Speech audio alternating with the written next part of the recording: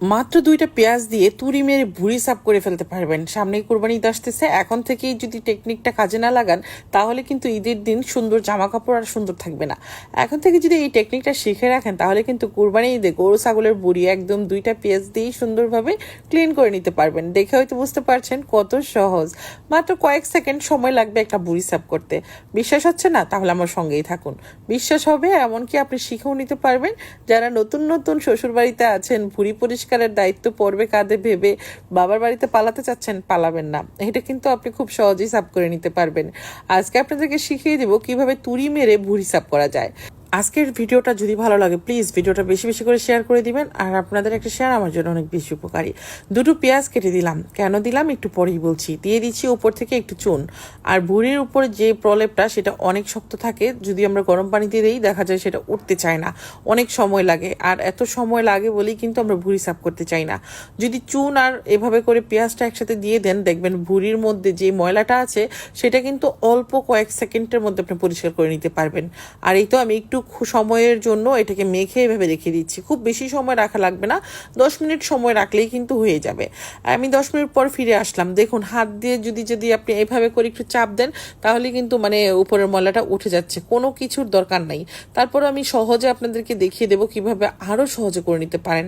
এই পুরো ভুঁড়িটা সাফ করতে 10 মিনিটের কম সময় লাগবে। কি বিশ্বাস হচ্ছে না? দেখতে থাকুন। দেখুন নাইফ দিয়ে আমি জাস্ট এইভাবে করতেছি, এতে করে কিন্তু সব ময়লা চলে যাচ্ছে। আর আমি যদি বেসিংয়ের নিচে নিয়ে হাত দিয়ে খালি চাপ দিই তাহলেই কিন্তু পুরোটা এমনি সাফ হয়ে যাবে। তো আপনাদেরকে দেখানোর সুবিধাতে আমি এভাবে করে নাইফ দিয়ে করে নিচ্ছি। আর এটা যদি আমি গরম পানিতে দিতে যেতাম দেখা যেত কিছুটা উঠতো কিছুটা থাকতো, পুরোপুরি ক্লিন হতো না, আর বিরক্ত হয়ে যেতাম।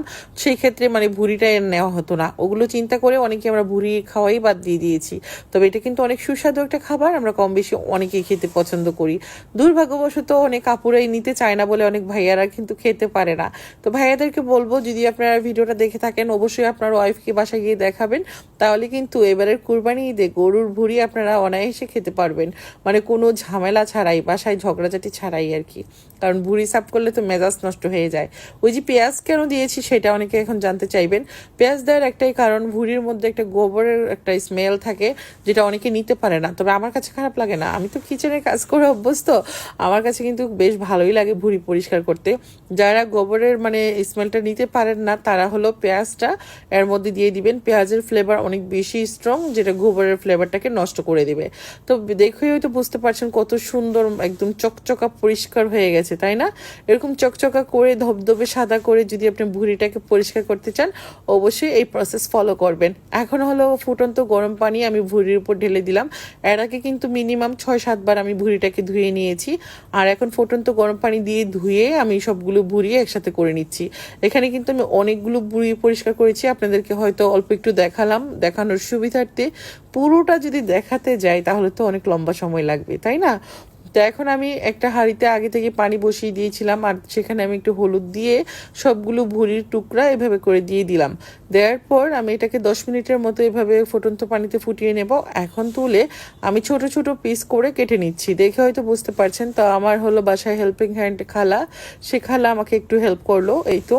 আর এদিক থেকে আমি মশলা কষিয়ে নিয়েছি, মশলার মধ্যে দিয়ে দিচ্ছি ভুঁড়ি। এখন তো রান্না হয়ে যাবে, আর রান্না হলে পরে খাওয়ার জন্য আর তর্স হইছে না, কারণ ভুঁড়িটা বাসায় সবাই খুব পছন্দ করে। অনেকের ধারণা ভুঁড়ি গরম পানিতে দিয়ে 5-6 ঘন্টা সিদ্ধ করতে হয় তারপর রান্না করতে হয়, আসলে আমার কাছে ওরকম মনে হয় না।